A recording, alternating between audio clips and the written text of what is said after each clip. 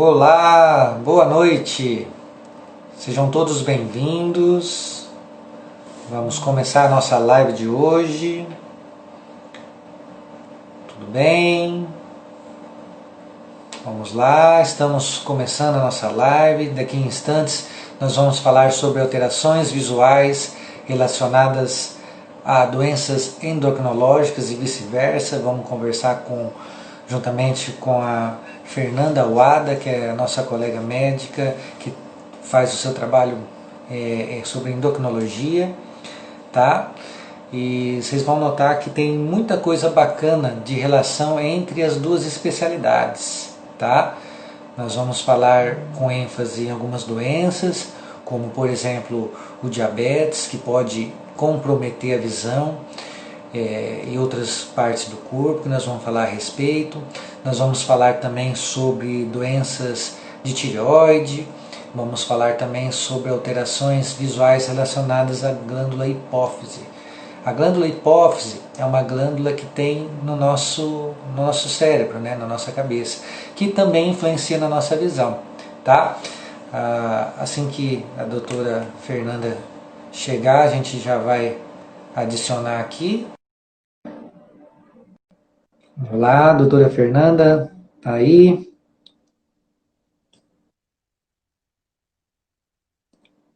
Olá, boa noite. Oi, Wilson, tudo bem? Boa Bem, noite. boa noite, seja bem-vinda. Estávamos esperando você para conversar um pouquinho. Obrigada. Então, Vai ser um bate-papo legal, né? isso. Hoje vai ser um bate-papo bem bacana, porque, assim, por incrível que pareça, eu sempre gosto de falar isso, o olho, apesar de ser tão pequenininho, é uma parte muito importante do nosso corpo e que tem relação com muitas outras especialidades, muitas outras áreas da medicina, né? E se tem uma em especial que tem muita coisa a ver com a oftalmologia, é a endocrinologia. E, infelizmente, por causa de prevalência de doenças muito comuns, como diabetes, as doenças de tireoide, da glândula hipófise. Então, acho que tem muita coisa para a gente conversar. Eu tenho certeza que vão poder tirar as dúvidas também do pessoal, né? Então, quem tiver interesse em deixar alguma dúvida, alguma coisa, a gente está à disposição, tá bom? Pode deixar aqui. Eu vou deixar desativados os comentários por enquanto, para não tampar o rosto da doutora Fernanda, mas vocês podem mandar ali nas dúvidas, naquela interrogaçãozinha, tá? Que a gente responde já já. Ok? Tudo bem, Fernanda? Tudo certo, graças a Deus, tudo tranquilo e calmo. Então, tá bom. Bom, eu vou começar falando porque eu acho que esse tema é muito importante na parte da oftalmologia, né? Da relação entre as especialidades. É muito comum a gente receber no consultório pessoas que têm queixas de perda visual, ou então de que está com a visão diferente, turva, que está embaçada. E aí a gente acaba descobrindo, e a gente sabe disso, que nem sempre a alteração visual é corrigida com óculos, né? Com a troca de lentes, etc. Às vezes pode ter alguma doença atrás desse problema de visão. E a gente sabe que o diabetes é uma delas, né? A doença de hipófise, algumas doenças de hipófise que a gente vai comentar, e doenças de tireoide, como o hipertireoidismo, etc. Né? Bom, e tem várias complicações além das oftalmológicas, né, Fernanda? E nós vamos falar a respeito, né? Quer começar a falar um pouquinho sobre o diabetes? Então, Fernanda, diga aí para nós, como é que é o dia a dia do teu consultório com diabetes, diagnóstico, sintoma? Conta para nós aí. Então, antes de tudo, gente, boa noite. O meu nome é Fernanda Wada, sou médica em Paranavaí, na área de endocrinologia. E o Wilson me convidou para falar sobre as alterações visuais relacionadas à endocrinologia. O que ele falou, né, é um tema extremamente importante. O olho é um órgão tão pequenininho, mas é fundamental, né? Uma boa visão, ver bem, traz alegria, né? Nos traz alegria. Então, assim, é um órgão extremamente importante. E há muita relação da endócrino e as alterações visuais relacionadas a algumas doenças. Bom, diabetes é uma das principais doenças, né? De muita procura no ambulatório de endocrinologia, de consultas endocrinológicas, alta prevalência da diabetes. Então, aquele paciente que é diabetes, né? São elevações do nível de açúcar do sangue. Então, o paciente que não consegue manter esses níveis de forma adequada e que eles fiquem de forma excessiva, isso é uma diabetes, é um descontrole de controlar esse açúcar. E esse açúcar alto vai dar problemas, né? Imagine o sangue cheio de açúcar circulando. Então, diminui a oxigenação, onde ele vai passando, ele vai lesionando. E imagina o olho, um órgão tão delicadinho, com os vasos tão delicados, e esse sangue cheio de açúcar passando ali na retina. O estrago que isso não pode fazer na nossa visão. E infelizmente faz, né? A diabetes é uma das principais causas de perda de visão no mundo, no Brasil e no mundo. E ela, quando corrigida, quando melhorado o controle glicêmico, pode reverter, né, melhorar a visão. Então, assim, é uma das causas reversíveis, né, de perda de visão, se fizer, ou de diminuição da acuidade visual, se for corrigida a tempo.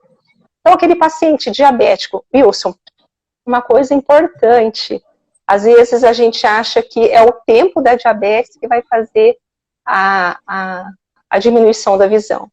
Mas nos pacientes com diabetes tipo 2, que são aqueles pacientes mais adultos, idosos, que têm ganhos de peso ou que já são obesos, esses pacientes, quando diagnosticam a diabetes, cerca de 35% das mulheres, 40% dos homens já têm lesão no olho.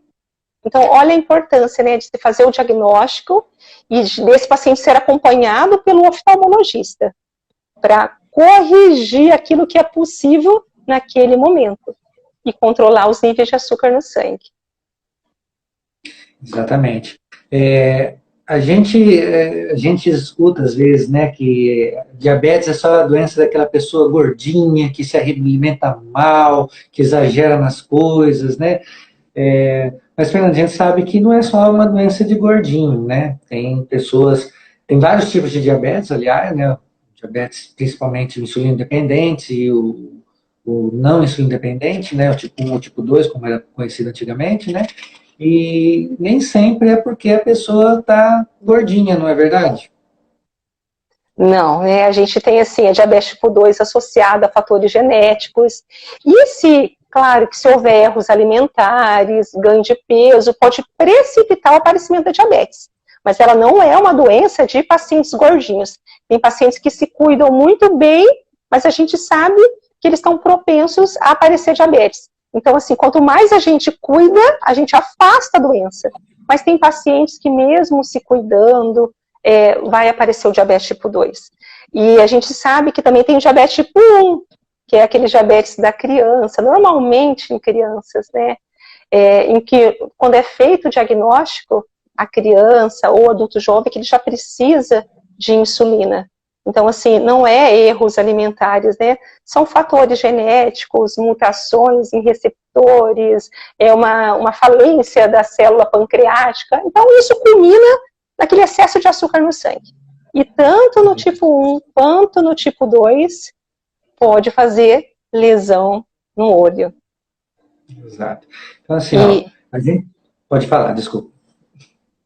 Assim, nós estamos falando das lesões visuais, mas claro que o paciente às vezes começa a dar sinal, né? Então, aquele paciente que está, por exemplo, no diabetes tipo 2, paciente ou ele está ganhando peso, e depois ele começa a emagrecer de forma inexplicada, muita sede, urinando muito, muita fome, né? E se faz o diagnóstico de diabetes tipo 2. Ou às vezes aquele paciente que está com a visão borrada, parece que assim, não estou enxergando muito bem, vai no oftalmologista, por causa desse borramento visual, parece que tem uma nuvem no olho, e o oftalmologista acaba fazendo o diagnóstico de diabetes tipo 2.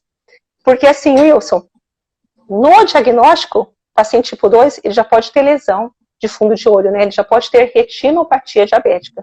Então, o paciente tipo 2 que fez o diagnóstico já deve ser avaliado pelo oftalmologista. E aquele paciente mais novo, a criança, o diabético tipo 1, esse em torno de 3 a 5 anos depois, já tem que procurar o oftalmologista também, porque a gente sabe que conforme vai passando, vai evoluindo a doença, né, vai precipitando o aparecimento. Exato.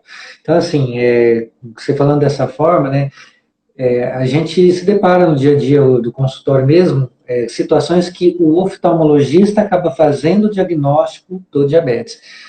Na verdade, isso não seria o ideal, né? O ideal é que a pessoa descobrisse por outras situações, como uma consulta de rotina com seu médico clínico geral, ou direto com endócrinos, de acordo com os sintomas, ou com alguém que trabalhe na área de endocrinologia, né? Mas aí chega pra gente, o paciente assim, olha, minha visão piorou, e muitas vezes é paciente que a gente já acompanha há algum tempo, né, que passa um tempinho sumido do consultório, que volta, faz um exame, não tem nada a ver com aquele exame anterior, o grau bem diferente, aí você examina mais a fundo, faz algumas perguntas, você vê que não está batendo, aí você fala, pera aí um pouquinho, vamos fazer um exame de glicemia, vamos fazer uma hemoglobina glicada, e faz o exame e descobre que o paciente tem diabetes. Ou então, o que é pior ainda, às vezes você faz o exame do fundo de olho e descobre que o paciente tem retinopatia diabética. Inclusive, eu recebi uma pergunta aqui já, perguntando se retinopatia diabética tem cura.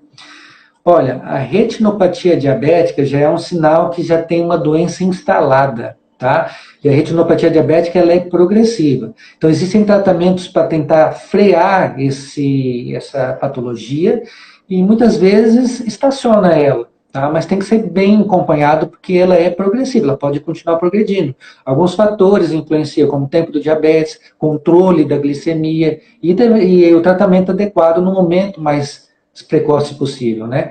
Então, a retinopatia diabética pode não ter cura, mas ela tem tratamento e controle, quando é feito o mais breve possível, né? Por isso a importância de fazer.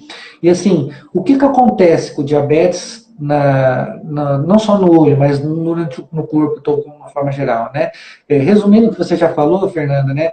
O açúcar do sangue deixa o sangue um pouco mais espesso, um pouco mais grosso, né? E aí o sangue tem dificuldade de circular nos vasinhos menores, como no olho, alguns do rim, até mesmo do coração e outras partes do corpo. Então, quando você tem a retinopatia diabética, é sinal que algumas partes do seu olho não conseguem se suprir desse sangue de uma forma adequada. E o organismo começa a produzir vasos irregulares, vasos onde não deveria, e esses vasos são mais frágeis, pode se romper, sangrar, ter descolamento de retina, e se isso está acontecendo no olho, é um sinal que também pode estar acontecendo em outras partes do corpo. E aí vem outras doenças renais, insuficiência renal, cardiológica, entre outras, que aí, no caso, você também sabe muito bem, e de repente tem alguma coisa a acrescentar para a gente também, né? O paciente, assim, uma vez que é feito o diagnóstico de diabetes, o paciente precisa estar acompanhando regularmente no médico, porque às vezes é uma doença assintomática. Falaram para ele, né, ou deram o diagnóstico para ele de diabetes, e muitas vezes ele não sente nada, ele se sente bem, ele está tranquilo, né? Então, assim, a gente sabe que a diabetes é uma doença crônica, que não tem cura, mas ela pode ter controle. E às vezes o paciente está com aqueles níveis elevados de açúcar no sangue, e não está sentindo nada, mas por dentro está machucando o rim, né, pode levar a insuficiência renal, dialítica, né, fase terminal, está machucando o olho, está machucando os vasos periféricos, está machucando o coração. A diabetes é a principal causa de amputação não traumática, né, assim, perda de pé, perda de dedos. Então, assim, tirando os traumas, a diabetes é a principal causa de amputação. Então, o paciente, por mais que ele não sinta por dentro, se ela estiver descontrolada, ela vai estar machucando, ela vai estar ferindo, ela vai estar lesando o órgão-alvo. Então, é extremamente importante o acompanhamento e o controle da doença, porque a gente sabe que a evolução para essas doenças crônicas, ela está relacionada com o tempo do que o paciente tem diabetes e com o controle da doença. Então, aquele paciente que tem um ótimo controle, mesmo esses pacientes podem ter algum grau de complicação. Mesmo esses pacientes podem ter retinopatia. Então, assim, mesmo que seja bem controladinho, né, os níveis glicêmicos estão bons, mas o paciente pode evoluir para lesão ocular, para retinopatia. Agora, imagina o paciente descontrolado, né? O diabético descompensado, que às vezes nem sabe que está assim, vai passando os meses, vai passando os anos. E, Wilson, uma coisa muito importante é que uma vez que, quando acontece, dificilmente a gente reverte. Às vezes a gente pode fazer um controle estacionar a lesão, né, estacionar a lesão do olho, evitar a piora, mas a gente não consegue reverter. Então o paciente tem que ter essa consciência. Eu, por exemplo, tenho um paciente diabético tipo 1 que me chama muita atenção. Quando ele foi comigo na primeira consulta, ele já estava com 36 anos. Ele descobriu a diabetes quando criança. E por não sentir nada, ficar bem, ele não foi fazendo a dieta, não foi usando a medicação correta, no caso dele a insulina, e os anos foram se passando. Ele casou com aos 26 anos. Aos 32, ele já tinha uma maurose, uma cegueira bilateral. Então, imagina, um paciente, né, casado há 4 anos, apenas com 32 anos, cego. Então, assim, dependente da mulher para as coisas, então o paciente ele tem que ter essa noção de gravidade. Então, assim, ele precisa se cuidar, ele precisa saber que se tiver descontroles, vai antecipar algumas doenças, algumas lesões graves que às vezes é irreversível. Então, o paciente tem que ser acompanhado da parte endócrina, tem que ser acompanhado com um nefrologista se tiver lesão renal, tem que estar acompanhando com um oftalmologista de rotina. Uma vez por ano, a gente fala, né, no paciente diabetes tipo 2, uma avaliação oftalmológica de rotina. Porque se o oftalmologista percebe uma lesão inicial ou uma lesão que já está avançando, ele vai entrar na abordagem correta, o tratamento correto para aquela lesão no olho. Então, ele vai evitar complicações mais sérias, até mesmo perda de visão. Exatamente. E é bem isso que você falou, né? Como é sintomático, e quase tudo que é de doenças que são sintomáticas, o efeito final acaba sendo meio catastrófico, porque a pessoa vai deixando, né? A pessoa vai simplesmente, não estou sentindo, na hora que o problema aparece realmente, aí já está um pouco grave. Entra naquilo que o colega perguntou agora há pouco, né? Se tem cura. Cura efetivamente não tem, mas tem controle. E o exame, ele é recomendado dessa forma que você mesma falou, Fernanda, desculpa. Que é assim, diabetes tipo 1 tem um tempinho ainda, porque é mais brusco, assim, você sabe exatamente quando começou o diabetes tipo 1, que você começa a depender da insulina. Então tem um tempinho de 5 anos que a Organização Mundial da Saúde, se não me engano, recomenda, que depois de 5 anos do diagnóstico. Agora, diabetes tipo 2 não, a gente não sabe quanto tempo faz que ele está com diabetes, ele descobriu agora. Então tem que já fazer o exame do fundo do olho, e a cada ano fazer também, porque descobriu a lesão no fundo do olho, trata, ela estaciona, não sangra, não descola a retina, né? Esse aí que é o recado mais importante. Estão perguntando aqui também, a Mariana Rocco perguntando se... Oi, Mariana, tudo bem? Perguntando se o diabetes pode ocasionar infecções oculares. Bom, o diabetes, de uma forma geral, quando não está controlado e tudo mais, ele pode baixar a defesa da pessoa, né? E sim, pode predispor a infecções oculares também. Tá? Não necessariamente o diabetes causa infecção ocular, você entende? Mas por um descontrole da parte de defesa do nosso organismo, sim, ela pode predispor, como pode predispor também uma infecção de uma úlcera mal cicatrizada, e por isso que o diabetes tem, a cicatrização de quem tem diabetes é sempre muito ruim. Aquela microcirculação, a mesma que afeta o olho, ela também pode afetar uma ferida que está ali tentando cicatrizar. Acho que é isso, né, Fernanda? Tem alguma coisa mais para falar? É isso mesmo, né? Essa lesão na microvasculatura, né? Então pensa, o vaso está lesionado, não oxigena direito, não leva os nutrientes de uma forma adequada, até mesmo às vezes quando a gente vai usar o antibiótico não chega na lesão, né? Então assim, pode complicar. E a própria imunodepressão que a diabetes faz, né? Pode aparecer infecções de formas generalizadas, infecção de urina, de repetição, aparecimento de úlceras, né? Feridas pelo corpo, até mesmo lesões no olho, infecções oculares, como você falou, também pode estar fazendo um paciente que tem diabetes.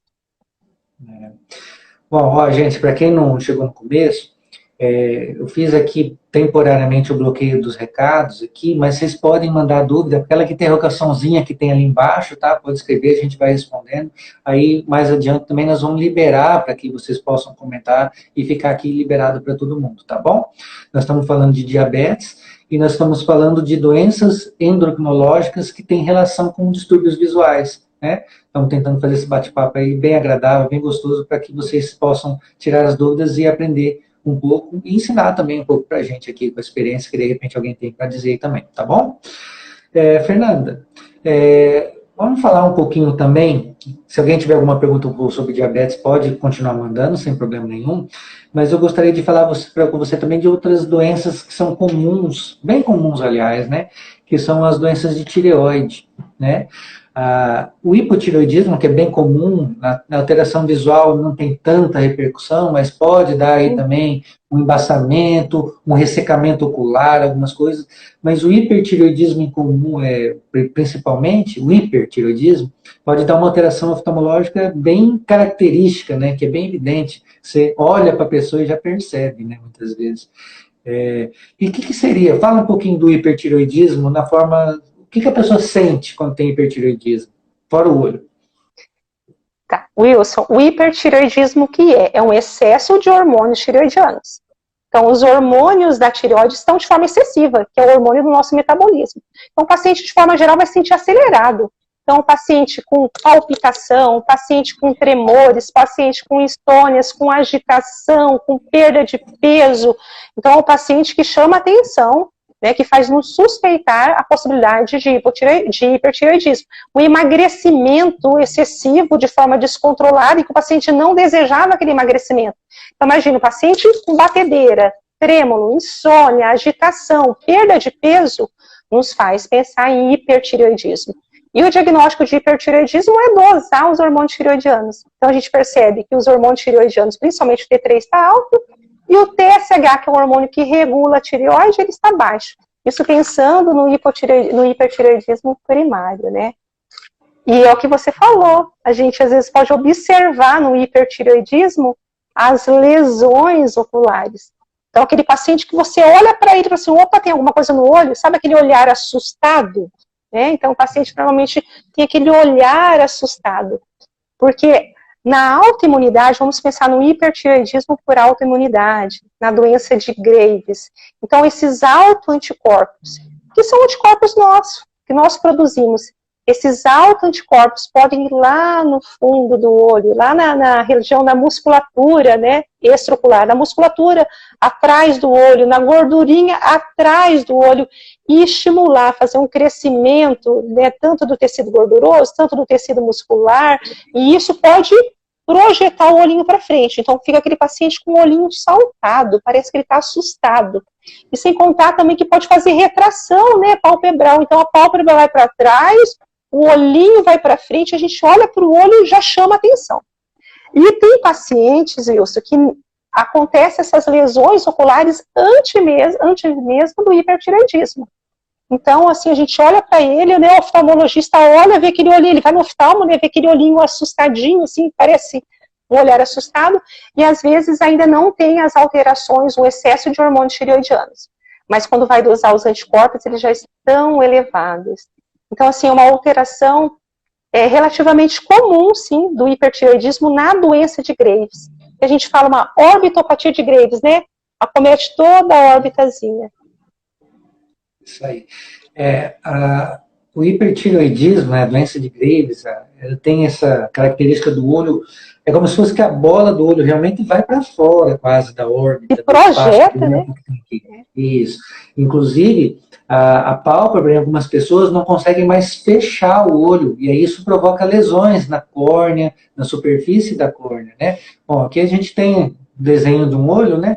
E aí é como se essa bola inteira fosse para fora, e aí a pálpebra não consegue fechar aqui, tá? Isso faz úlcera de córnea, pode aumentar a pressão do olho, porque como você bem explicou, as estruturas que estão atrás do olho, os músculos, a gordura, elas incham, elas aumentam e acabam empurrando e apertando o olho, podendo aumentar a pressão, gerar um glaucoma secundário, algumas alterações visuais bem importantes, né?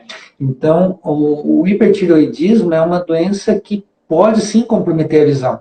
E, como você mesma disse, às vezes o diagnóstico começa no oftalmologista. A pessoa não sente, ou se não, vamos dizer assim, não se depara, ou não presta atenção nesses sintomas que às vezes são muito importantes.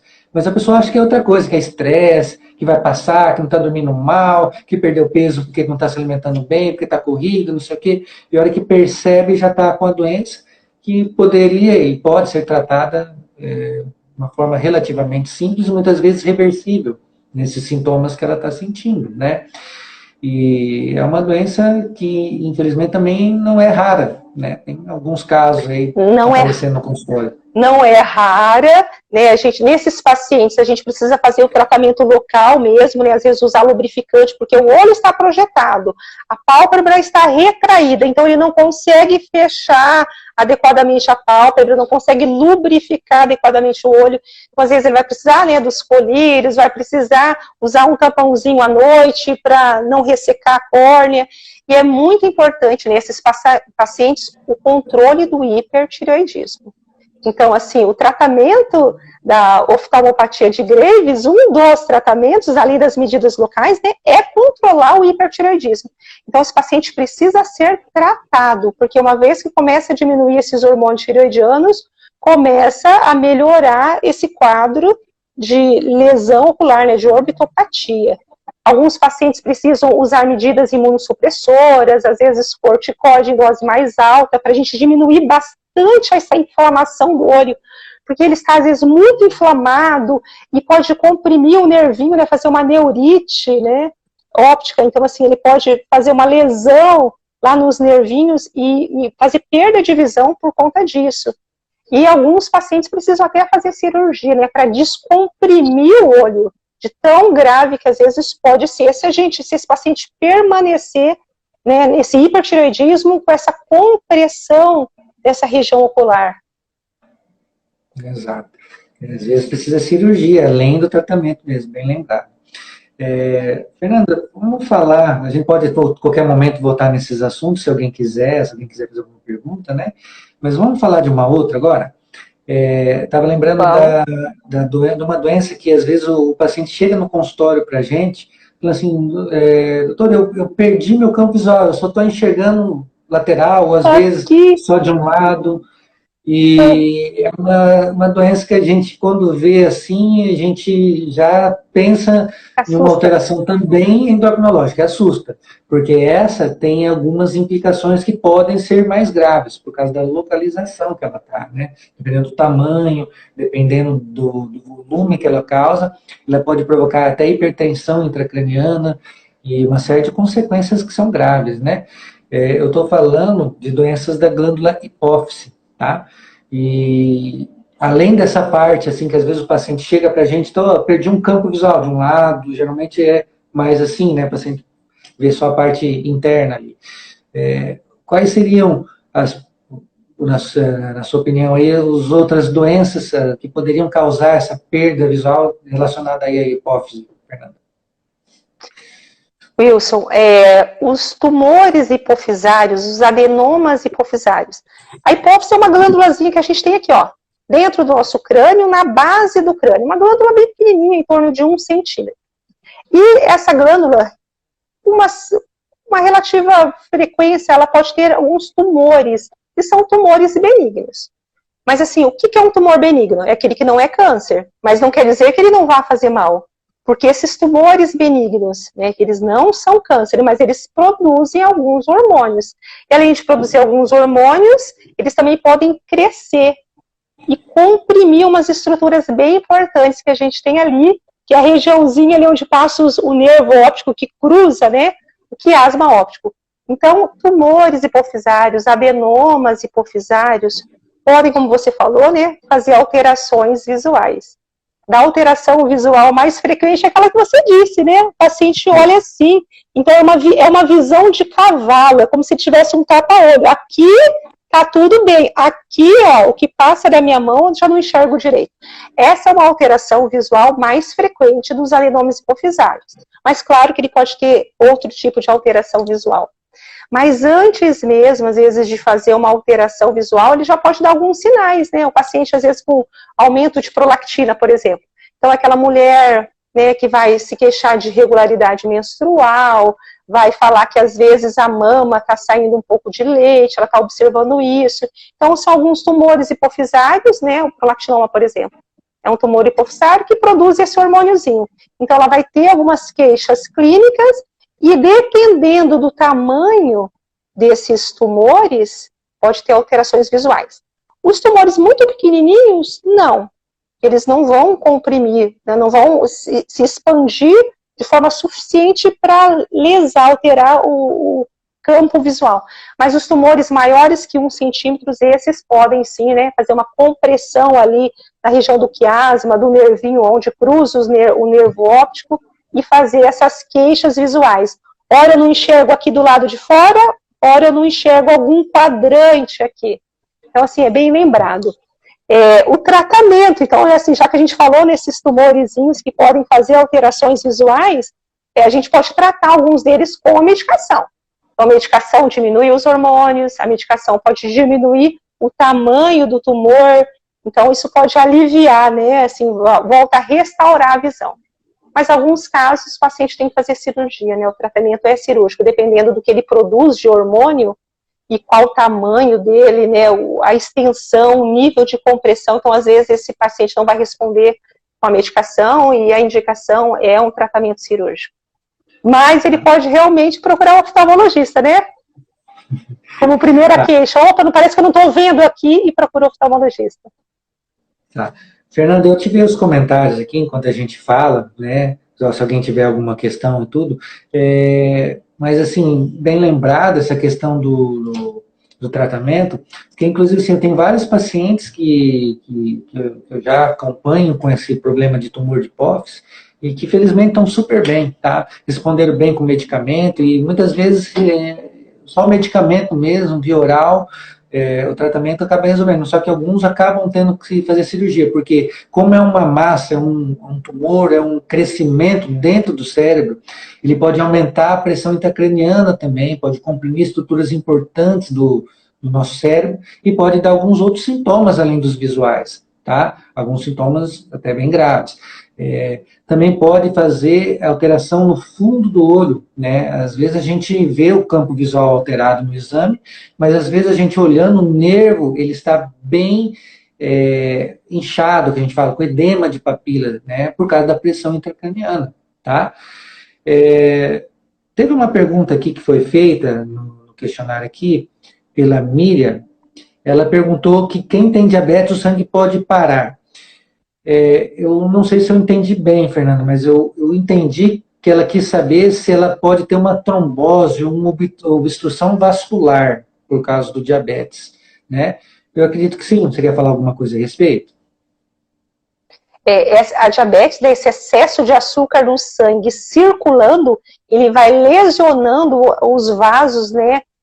Macrovasculatura, os vasos maiores, mas principalmente os vasos menores. E realmente esse vaso menor, pensa de mãos, de pés, pode fazer um coágulo ali e fazer uma trombose. Então, talvez o que ela quis dizer é isso, né? Trombose, aumenta a chance de trombose? Sim, né? O paciente que tem diabetes tem mais chances de trombose, sim, né? Fazer uma obstrução vascular e, de repente, precisar ter, de um caso mais extremo, de amputação, né? E também pode pensar assim, ó, faz uma obstrução de coronária, que é muito grave, né? E o paciente pode infartar. Então, assim, o paciente que tem diabetes tem mais chances de fazer trombose, de fazer um quadro de isquemia, que é esse bloqueio temporário ou permanente do fluxo de sangue no vasinho trombosado, né? No vasinho que fez esse coágulo. Pode sim. Bom, perguntaram aqui se a live vai estar disponível. Vai estar disponível no meu perfil e também no da Fernanda, nós vamos compartilhar, tá? E assim, o diabetes é um assunto tão intenso, tão importante, né, com tantas, várias pessoas que tem o diabetes, ou tem um familiar com diabetes, que a gente poderia ficar falando aqui durante muito tempo. Quem sabe numa outra oportunidade a gente volta para lá também, tá? Mas nós vamos responder as perguntas que tiverem aí pro pessoal. A gente se der a falar 30 minutinhos, a gente acabou passando um pouquinho, mas a gente está aqui para responder também. Ó, uma outra pessoa perguntou, Carla Viviane, perguntou se uma pessoa pré-diabética precisa do uso de medicação ou só com alimentação é o suficiente. Responde aí, Fernanda. Ó, o pré-diabetes... O que é um pré-diabetes? É aquele paciente que a gente vai olhar os exames laboratoriais e eles não estão adequados. Mas eles também não preenchem, né, aqueles critérios para diabetes. Então, assim, a paciente que está com uma glicemia entre 100 e 125 não é o suficiente para a gente fazer o diagnóstico, que é acima, né, maior ou igual a 125, mas também não está normal, não está menor que 100. Ou o controle de açúcar dos últimos 3 meses, um examezinho chamado hemoglobina glicada, a gente já percebe que ele não está dentro do normal. Então, esse paciente, quando a gente olha esses exames, a gente fala assim para ele, ó, você tem pré-diabetes. E é um diagnóstico, realmente, pré-diabetes. E às vezes a gente vai fazer exame físico no paciente, a gente percebe algumas áreas, assim, de resistência insulínica. Paciente com excesso de peso, que começa a manchar aqui a região do pescoço, que começa a manchar a axila.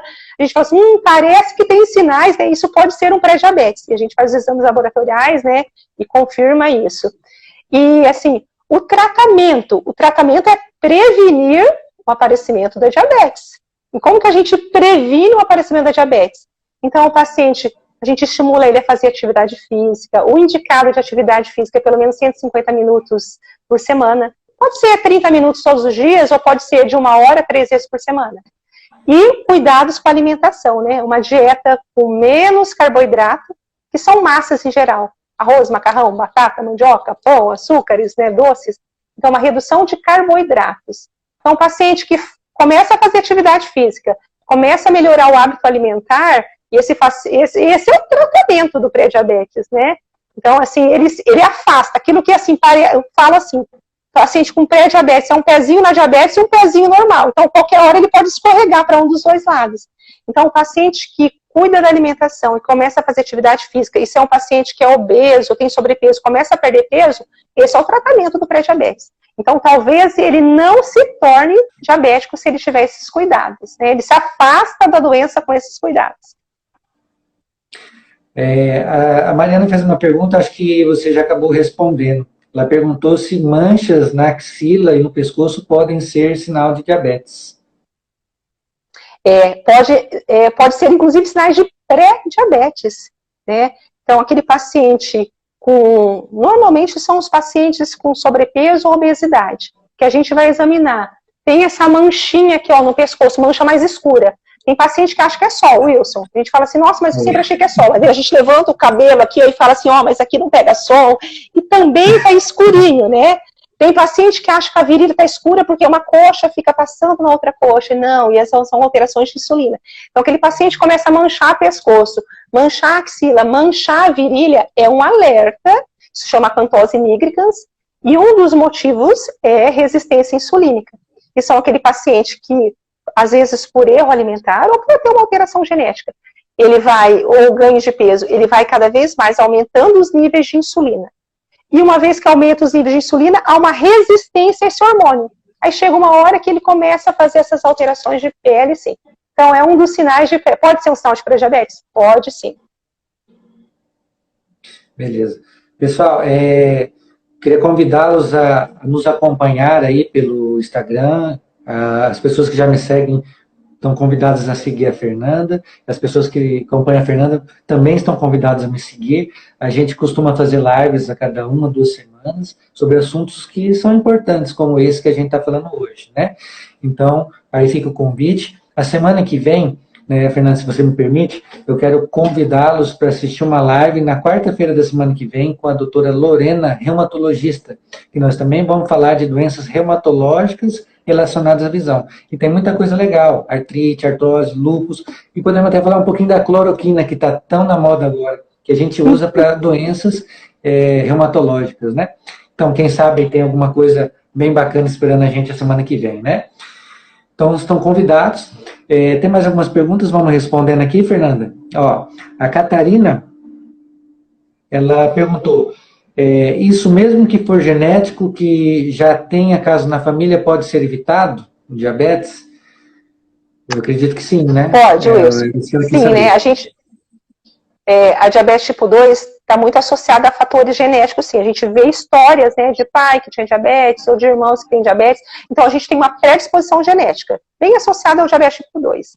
E, assim, só que se o paciente, mesmo com essa predisposição, se ele cuida da alimentação, se ele faz atividade física de forma regular, se ele tem um peso adequado, ele se afasta do aparecimento da diabetes. Então, a gente pode prevenir mesmo que tenha uma predisposição genética. Mas tem casos que é inevitável, né? Às vezes, casos de uma mutação, né?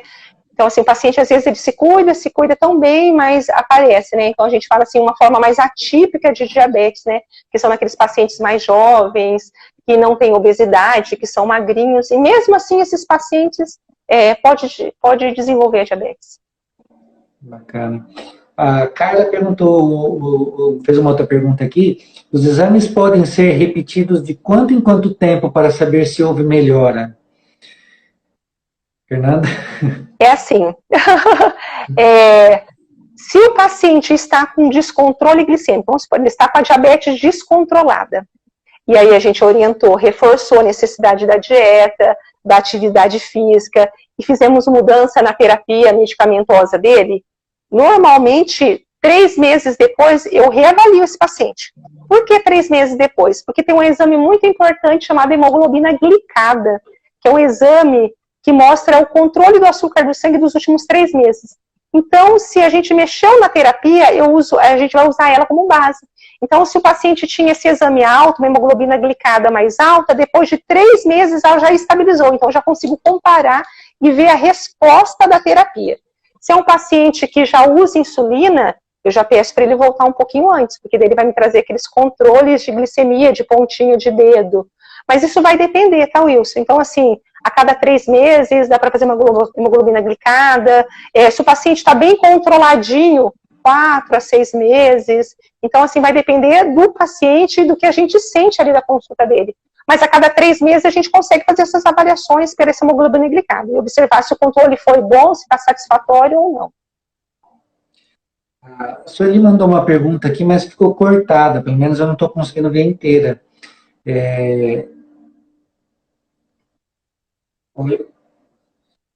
Ela falou assim, eu sou... Tá cortando aqui, espera só um pouquinho. Ela fala assim, ó, eu sou a Florzinha, queria saber da doutora, minha avó teve diabetes, tem possibilidade de, e eu não consigo ver o resto que ela quis saber. Então, se você puder mandar o restante da pergunta aqui, acho que fica melhor para a gente responder, tá bom? Porque cortou. Alô? Então, acho que ela não... Quem tiver mais perguntas, gente, né? Pode mandar que a gente responde. Eu não consegui ver a pergunta inteira dela, viu, Fernanda? Foi só isso que apareceu aqui para mim, tá? Da Sueli Borges. Só frisar uma coisa, gente. A diabetes, ela não tem cura, né? Hoje eu fiz o diagnóstico de diabetes numa paciente. Em janeiro, os exames dela estavam ótimos. E ela foi encaminhada pelo reumatologista porque os exames estavam alterados. Então, assim, em janeiro não tinha diabetes. E agora tem uma diabetes franca, né, instalada, os exames laboratoriais comprovaram. Então, ela tem diabetes. E ela me perguntou, doutora, tem cura? Gente, diabetes não tem cura, mas ela tem controle. É isso que a gente tem que pensar. Curar não vai, né, não tem essa cura ainda, mas a gente pode controlar muito bem a diabetes. E a gente precisa controlar bem para que essas lesões crônicas do diabetes, né, a gente afaste ela do paciente, né? Por mais que ele controle muito bem, às vezes ele vai ter. Se o paciente está descontrolado, descompensado, não se cuida, às vezes ele não está sentindo nada, infelizmente vai aparecer as lesões, né? Vai antecipar o aparecimento dessas lesões, e muitas vezes a gente não consegue reverter, né, isso? Então, imagina, né, o paciente que tem uma lesão grave, às vezes, de fundo de olho, você às vezes consegue estabilizar, mas não consegue reverter. Então, assim, o paciente tem que ter muito cuidado, né? Porque é uma doença assintomática. E além disso, tem as consequências, né? Tipo, você pode até melhorar depois, mas a custa de uma cirurgia ou de um tratamento que acaba, muitas vezes, sendo agressivo e poderia ter sido evitado, né? Fernanda, ela complementou... E nunca mais vai ser como antes, né? Aqui. Exatamente. Ela complementou a pergunta, né? Ela quer saber o seguinte, se a avó dela teve diabetes, ela pode ter também, tá? Essa que foi a pergunta que ela fez. Sim, pode, né? A gente fala assim, se a gente tem histórias familiares de diabetes, às vezes a chance de nós termos é maior. É mais comum em parentes de primeiro grau, né? Mãe, irmão, mas a gente sim, sua avó tem diabetes, a gente pode ter sim. Não necessariamente a gente vai ter tal isso. Então, se o paciente tem uma história familiar de diabetes, ele precisa se cuidar mais, né? Cuidar da alimentação, fazer atividade física regular, estar cuidando do peso, né? Para que esses fatores externos não se juntem com as alterações internas, né? E culminem na diabetes, no aparecimento da diabetes, na instalação da diabetes. Tem um colega cardiologista que diz assim, né? quem vê cara não vê colesterol, né? Ou seja, você olha uma pessoa magrinha, tudo, você imagina que ela não tenha colesterol alto, nem triglicerídeos, nem nada, mas isso às vezes não é verdade, porque tem um fator genético que influencia bastante nisso, né? Então, assim, sabendo que tem alguém na família, os cuidados têm que ser redobrados, né? Tem que se cuidar, não só para a questão de diabetes, mas para todas as doenças que a gente sabe que tem componente genético, né? Na parte da oftalmologia, por exemplo, glaucoma, pessoa que tem glaucoma na família tem que se cuidar, fazer o exame preventivo, porque o glaucoma, que é a doença do nervo, por causa da pressão alta do olho, ela não dá sintoma em estágios iniciais, só quando está muito avançada também. E a mesma coisa com diabetes, tem gente que passa anos com diabetes, não sabe que tem diabetes. Às vezes descobre no exame oftalmológico, ou quando vai fazer uma cirurgia, que tem que fazer exames preventivos, e isso, infelizmente, não é raro, acontece. Certo? Gente, mais alguma dúvida? Mais alguma coisa? A gente já passou um pouquinho do tempo que a gente tinha programado, mas é que o assunto é tão interessante, a gente vai se empolgando e a pessoa vai perguntando. Interessante e tão importante, né, Wilson? Exatamente. Interessante, né? E importante, né? Muito importante. Exatamente. Bom, gente, acho que agora a gente vai finalizando mesmo, né? Gostaria de agradecer primeiramente a doutora Fernanda Wada, que atendeu meu convite para vir aqui falar com vocês. Fico muito lisonjeado de ter sua presença aqui, esse bate-papo, que para mim foi bem proveitoso também, aprendi bastante com você. E gostaria de agradecer ao pessoal que contribuiu aí, que participou das perguntas e me colocar à disposição também, caso tenha alguma dúvida, entra ali no meu Instagram, manda alguma mensagem, eu estou à disposição. Eu atendo em Nova Esperança, que é perto aí de Paranavaí também. Perto de Paranavaí, da região. E eu atendo em Maringá também, eu tenho clínicas nas duas cidades, tá? Eu sou oftalmologista, tá bom? Fernanda, suas considerações? Wilson, eu que agradeço, né? Obrigada pelo convite da live. O assunto abordado é de extrema importância, né? Alta prevalência da diabetes, alta a frequência de doenças tireoidianas. Então, assim, né? E a gente sabe dessas lesões hipoficiárias, esses tumores que podem ter alteração da visão. Então, assim, são assuntos extremamente relevantes. E eu acredito que o pessoal tenha aprendido um pouquinho, tirou um pouquinho das dúvidas deles. Então, assim, eu me sinto lisonjeada em participar dessa live, né? Obrigada pelo convite, obrigada pela escolha dos temas, que foram, assim, ótimos, né? Gente, eu agradeço a todo mundo que participou, que enviou perguntas, né? Obrigada por ter acompanhado a gente, né? Valeu mesmo, foi muito bom aqui estar com vocês. Tá bom. Pessoal, então a live vai estar disponível no nosso Instagram, tá? Entra lá depois, marca alguém que você sabe que tem diabetes, que poderia estar vendo essa live, que de repente possa achar interessante ou precisar do assunto que está sendo falado aí, tá bom? Um grande abraço a todos, boa noite, Fernanda, e até a próxima. Não esqueça, semana que vem, quarta-feira, vou falar sobre doenças reumatológicas e distúrbios de visão. Beleza, Fernanda? Beleza. Se eu puder, eu vou acompanhar a sua live também. Gente, obrigada, boa noite para todo mundo. Obrigada. Tchau. Boa noite, tchau.